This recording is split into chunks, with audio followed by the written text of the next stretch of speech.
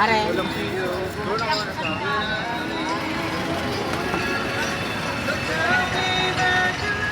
Ang galing.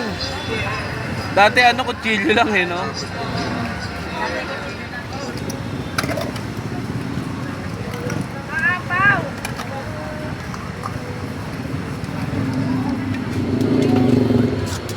Ah, rekta na siya. Galing ah.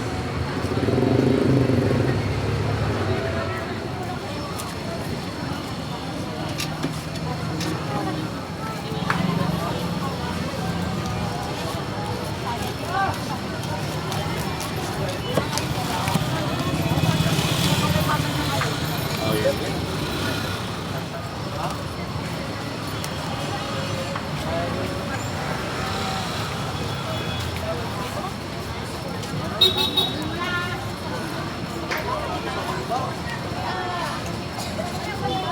Magkano po sa 20 lang. Ah, 14. Sa isang ano, 14. 14.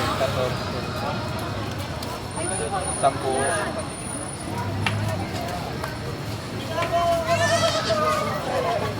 Tapos mayo, ano na, santol. Santol, no? Oh. Uy, sarap.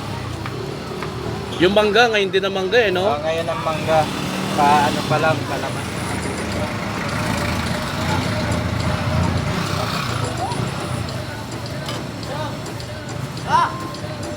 Tatay?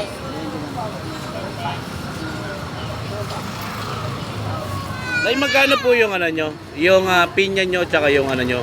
20. 20. Pati yung ano, yung pakwan. Pati yung ano, papaya. Sige, bigyan mo ako tagi-isa.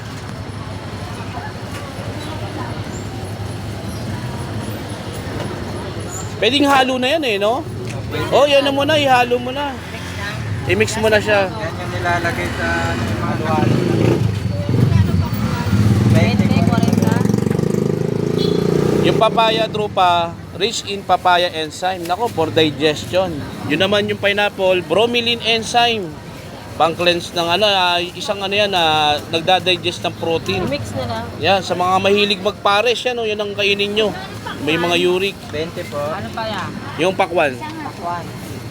Tapos yung pakwan is, yan, magandang pan-detox. Tsaka yung ano, sabi nila, yun ang sa mga nadidehydrate, tsaka may kidney problem. Oh, yan, maganda yan. Maganda yan. Sabi nila, sabi ni tatay Actually, matagal na yan. 30 years na siya nagtitinda eh.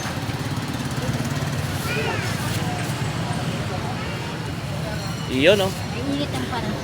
Kailangan ng pakwan. Oo nga eh. Pang ano to eh. 20, 40. Sige, sa pakwan, no? Oh.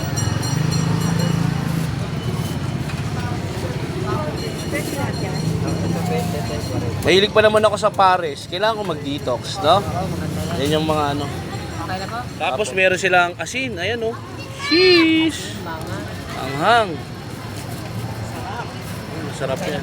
Yung pakwan, wag na. Okay na yung pakwan. Thank you. Thank you, madam. Sarap ito. Mamaya natin kainin. Hindi makahingi ng ano. Thank you, madam. Thank you po,